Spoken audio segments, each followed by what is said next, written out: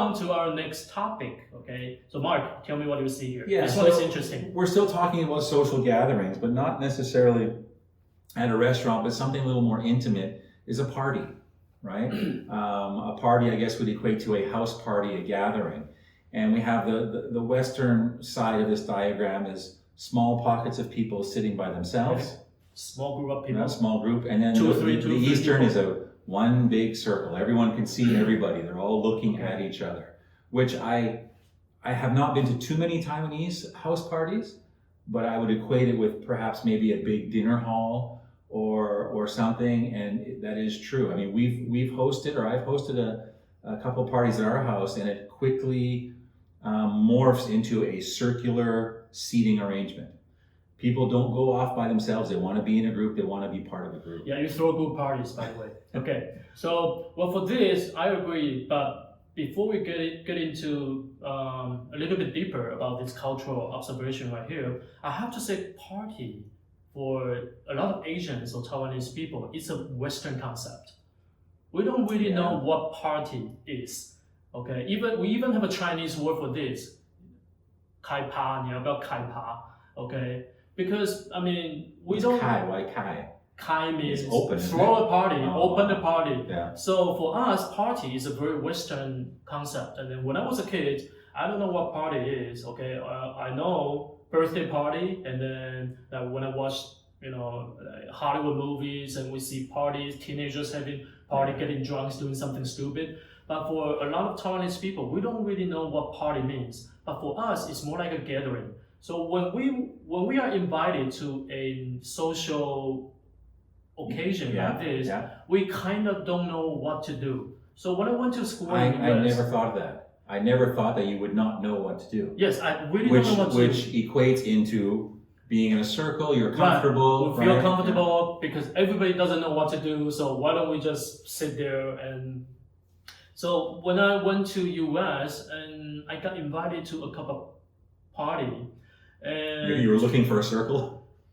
I wasn't looking for a circle or forming circles with other international students right here, but I gotta tell you, I feel kind of out of place. Sure.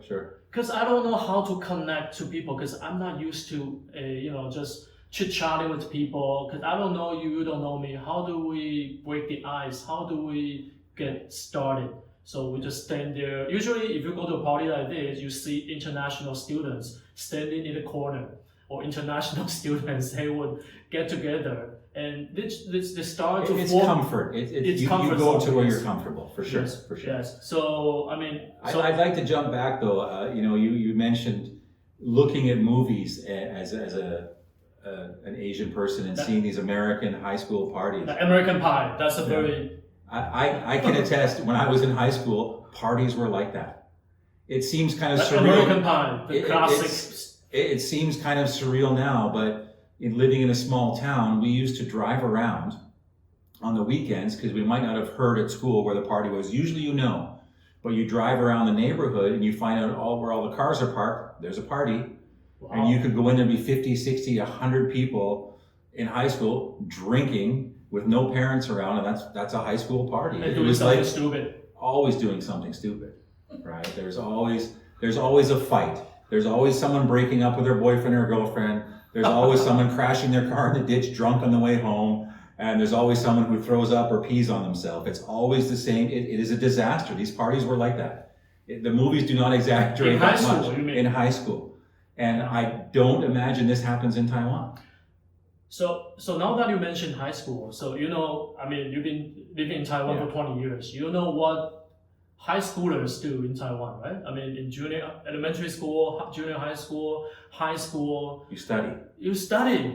I mean, so that's why I say this concept of partying or doing something stupid with your friends, hanging out with your friends, is they want to do that, but they don't know how. So my question would be then, if we're talking about parties, when do you do that? When do you get to that stage, or maybe you just never do it, where it's like, okay, we are free, we can have a party, we can drink, we can do whatever we want. Does it ever come to that? When do Taiwanese people hit that realization that freedom is there?